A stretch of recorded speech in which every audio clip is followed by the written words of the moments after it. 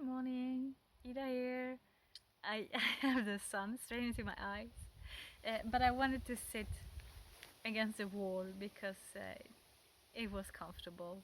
So I don't know. I probably look a bit crazy, but I'm not here to be pretty anyway. This is going to be a VR to Shadow Harvest. She did a video about being solitary or being in a group, and I thought I'd just sort of share my experiences and my thoughts because I've been doing both. I'm solitary now, have been for the last several years actually. It has a lot of benefits to it, I think. I like the freedom of being able to do things exactly the way I want it, exactly when I want it, and not having to deal with other people, so to speak. I was never a big team worker, so being on my own in that sense works really well for me. I was also a solitary when I first started out, and I think that is both. It was good in some ways and bad in some ways. Good in the way that I had no one around to tell me that this is how it is. I had to sort of work things out on my own, and I had to get information and inspiration from a lot of different places because I didn't have one group that I was part of that was teaching me, which I think I benefited from, getting like a good and proper and solid idea of what was really my beliefs and how I really want to practice. On the other hand, of course, there was no one there to teach me. I had to figure out everything on my own. I had to learn everything on my own. I had to teach myself, and it can be nice sometimes to not have to do everything on your own, not have to figure out absolutely everything on your own.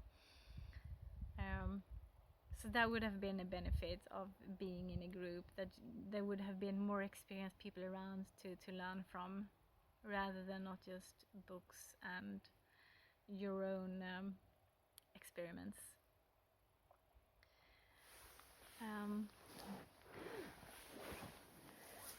But hang on. This camera is difficult. Oh, sorry. I got something in my eye too. Anyway, so I was solitary. Sorry, not quite awake yet. I guess I was solitary for a while. But I have also been in a coven. It was a weekend coven. I was already then perhaps sort of not necessarily identifying as a Wiccan myself. I came to paganism through Wicca. Wicca was sort of my starting point, but then my path sort of evolved from there. And already when we started that coven, I did a lot of things that weren't necessarily Wiccan, but I was still I had enough in common with Wicca to sort of be able to benefit from being in a Wiccan coven. I think that in the last couple of years, or the last year or so, neighbor, Wicca has been getting a bad rap, and I don't really think that's fair. The things I see that people sort of accuse Wicca of are things that I've never seen actually within Wicca, and that I don't recognize with my Wiccan friends, or even people online that I've been in contact with that are Wiccans. So I feel like that a lot of the things that people like say about Wicca, that it's dogmatic and all, I feel more like that comes from ignorance and not really being very familiar with Wicca yourself, or having misunderstood. Because that's my experience with Wicca, is that it's not dogmatic. As I said, I didn't necessarily identify as a Wiccan myself, and it worked perfectly well for me still to work within that framework and with Wiccans, because there are no dogma in Wicca. We all, even the other ones that are identified as Wiccan, we all have pretty different views on things, really, but we were still able to work together within that Wiccan framework, and it worked perfectly fine. But I guess that could also be, as I said, I think it comes from ignorance, really, not really having an awful lot of experience with Wicca. I think it could also be like a cultural thing. I've noticed that different, depending on where you are from, like depending on your background, when you adopt another religion or another faith or another life view, you're still going to keep parts of your background, and the overall culture that you're in is going to color like how you approach that, like how you interpret that new sort of spiritual framework that you work within. And I've noticed that when there is a big difference, it seems to me, between how Wicca is practiced, and also how Wicca is interpreted, like what Wiccans actually think. It seems to be quite different, actually, if you compare Northern Europe to Wicca in North America. That is my experience. If I'm in a Wiccan group with mostly North Americans, that kind of Wicca is going to be different. You know, the way they talk about Wicca, the things they believe in, the way they practice is going to be different from the Wicca I see if I'm in a group that dominated by Northern Europeans. So that could also be it, that my experience with Wicca is experience mainly with Northern European Wiccans, and Wicca somewhere else might actually look slightly different. And so of course that criticism that I see about Wicca might be because people have other experiences with Wicca, because they're from another place where Wicca has taken a slightly different shape. But anyway, my experience is completely different from the criticism that I see with Wicca. I had good experiences with Wicca. I still get along very well with Wiccans. And we had this coven. This was kind of a digression, so I don't remember where I was actually at in the things I was actually going to say, but I think it was that the coven I was in, we weren't like a traditional Wiccan coven, because the situation was that we were a group of people, Wiccans, or as in my case, not quite Wiccans, and we were all solitary, but we all wanted to be in a coven. We all wanted that experience of being in a group, but because we were in a small place and there were very few Wiccans around, there wasn't a Wiccan coven that we could join. So we were thinking that if we want a coven, we were just going to have to start one. So of course we weren't a traditional coven, because we weren't initialized into an established Wiccan tradition. we just had to start our own thing. But it was still like the rituals and all that, and the Asbats and Sabbats, they took like a Wiccan shape. And it was great. I felt, my experience, my takeaway from it was that being in a regular coven isn't really for me, because it takes a certain commitment. You have to put in a certain amount of time and effort to get it to work, because it's not just about showing up for the Sabbats and Esbats and doing the rituals. There's a lot of planning and coordination going into that, especially if you're not in an established tradition. We had to do all our rituals ourselves. Like, we have to like author all our rituals ourselves, and that took a lot of time. And sort of coordinating us to, find times and places to meet, and there were quite a lot of meetings for preparing, and it was just, that was just not for me, having to put in that amount of time to get it to work, and especially in a group setting. As I said, I'm not that good at working with other people anyway, and so it was very I don't really have the patience for sitting in a group and making rituals and all that. It's you move forward way too slowly for me, and having to discuss every little detail, and all the compromises you have to do, and the whole thing with having to be at a certain place at a certain time, um, and for several hours, and so often as you had to.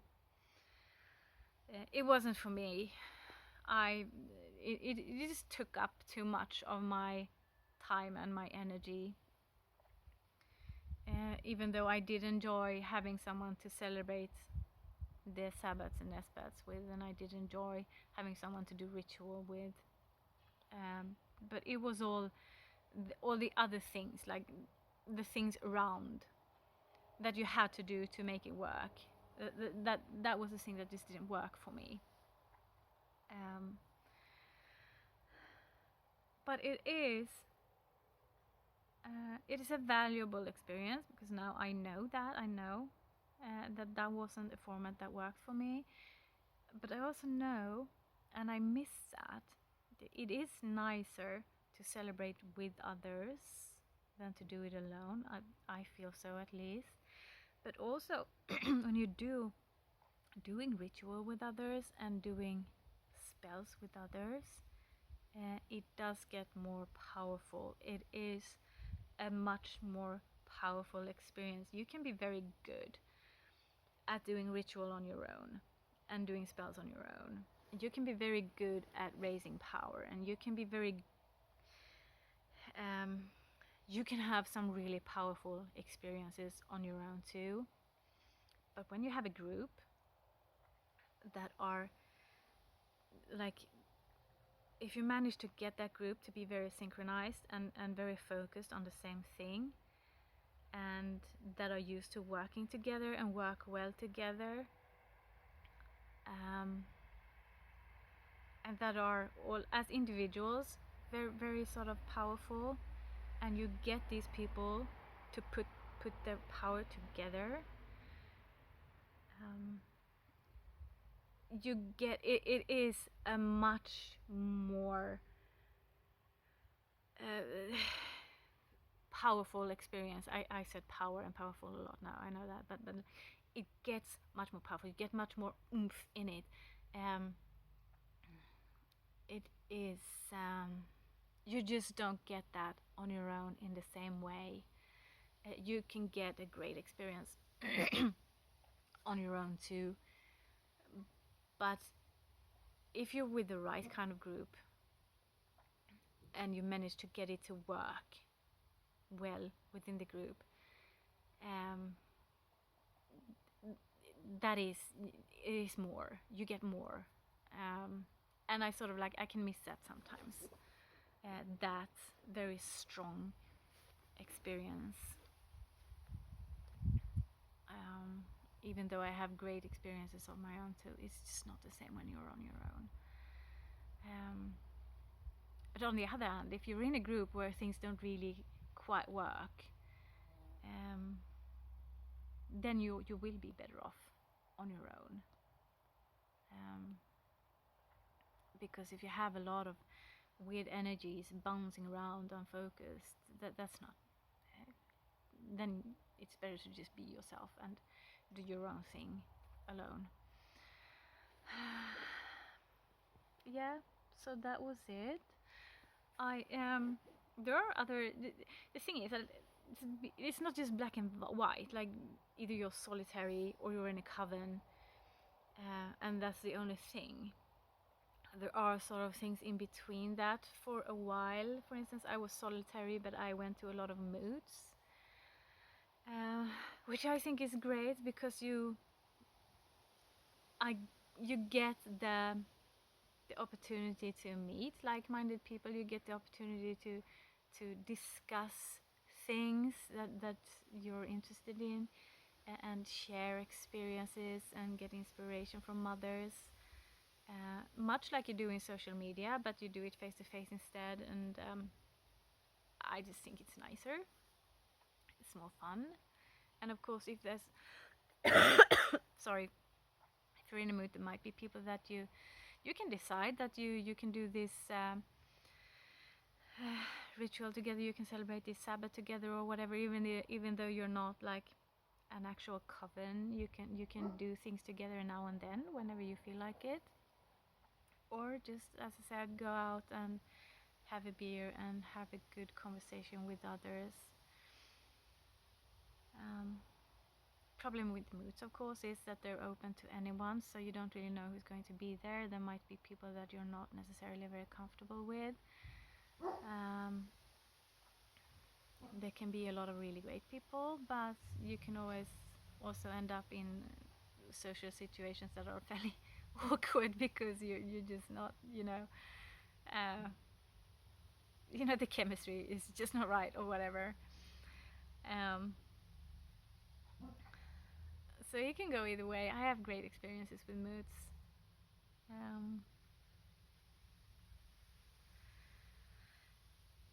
There was also, for a period, I was part of a group, but also it wasn't a coven. It was semi-open. Like if you wanted to come, you could show up, but it wasn't announced as as moods were, like in public. You would sort of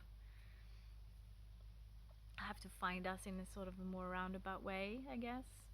So you would have to be like really interested in very specific things to find the information. But that was very nice too. We were a group of women, like about 10. Most of us came on a regular basis, but sometimes there was some new would come, and that was very nice. It was more personal. We were in the home of someone because this was something that was initiated by an individual. So we were in her home, and we met every new moon, and every new moon had a specific theme, and we talked about that theme, and we did some meditations or a small ceremony or a small spell or something. But she had planned it all, so we just went there. It was not exactly like a study circle, because it wasn't like a course per se like that. but she had made a program, and then if you were interested, you were welcome to join. And I really loved that. I was still fairly new as a pagan and a witch uh, when I joined that group, and there were a lot of very experienced people there, so I learned a lot. And because it was a fairly small group, and even though it was kind of open, most of the persons were the same every time. We got to know each other over time, and so we felt, we got to a place where we felt comfortable with sharing things, and that was a very nice experience. That was like being in a coven, but without all that hard work that I didn't enjoy with being in a coven. I just showed up, and someone else had already done all the boring bits. And I could just participate in the good parts, which was amazing. I wish there were more initiatives like that, but of course that hinges on someone actually being willing to put in that time, and that's sort of why it fell apart eventually, because um, the lady who had taken the initiative, she tried to, because she spent a lot of time, put in a lot of effort in these meetings, and I think in the end she felt that she wanted to share the responsibility, and I think no one really was willing to take up that responsibility and share it with her and do their part of the work. And so I think that's sort of why it fell apart. But it was great while it lasted. I learned a lot, and it was very informal. It was not this kind of big rituals that we did in the coven. It was like small things, a small meditation, and then we share, or a small and simple ceremony, or like a small spell, and it was like we did the spell together. It was more like, okay, we can do the spell for this, and here are some things you may use and you can do. So we each one did our own spell, but sort of like we were sitting together and we were discussing and sharing and so on. So that was very nice. That was a format that worked very well for me. Like a coven, we knew each other very well, but not really a coven. Yes, the dog is barking at everything. It's really annoying. I'm house sitting for my mom, so he's not really feeling comfortable and at home here. He gets a bit nervous. So I'm just gonna have to finish here. Thanks for watching.